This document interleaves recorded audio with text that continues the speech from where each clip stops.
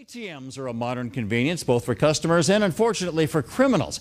Is there a way for you to know which ones are safe and which should be avoided? 10 News reporter Lauren Reynolds has a look.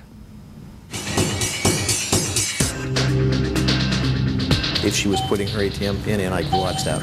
If I move a little closer, we'll see if there's any reaction.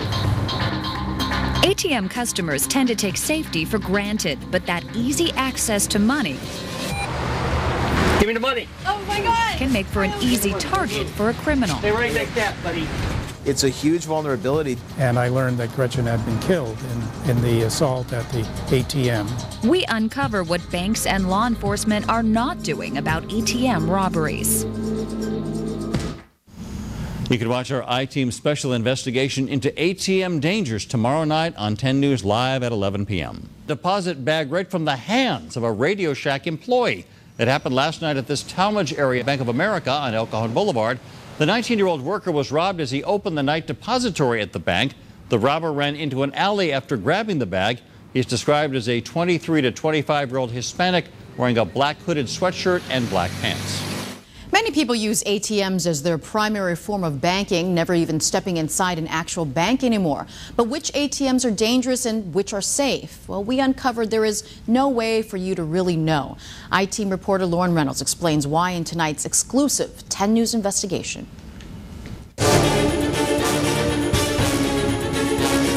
If she was putting her ATM pin in, I'd watch that. If I move a little closer, we'll see if there's any reaction.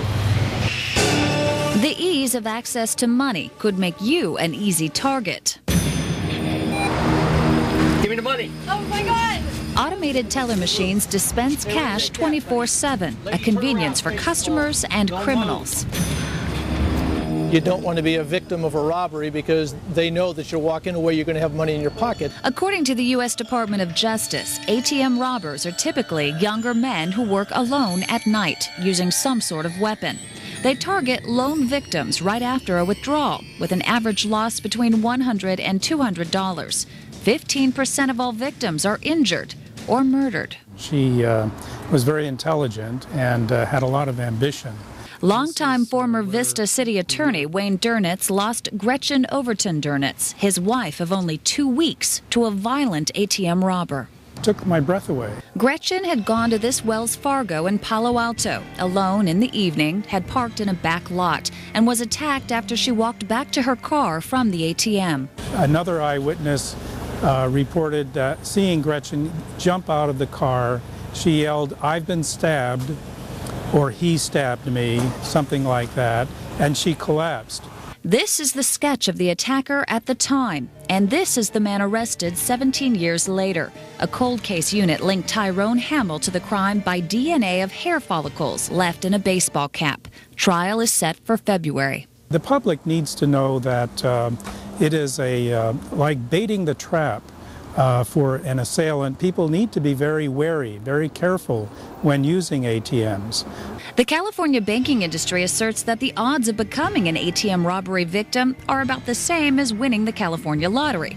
Their most recent survey, 12 years old, dated 1995, says there is one crime for every 2.5 million ATM transactions. You'll have to take their word on that because no one is counting. Not the FBI, local police, the Department of Justice. Banks don't publicize which ATMs are targeted most often. In fact, there's no way that the public would know. This ATM at College in El Cajon was hit twice in 1 week last year.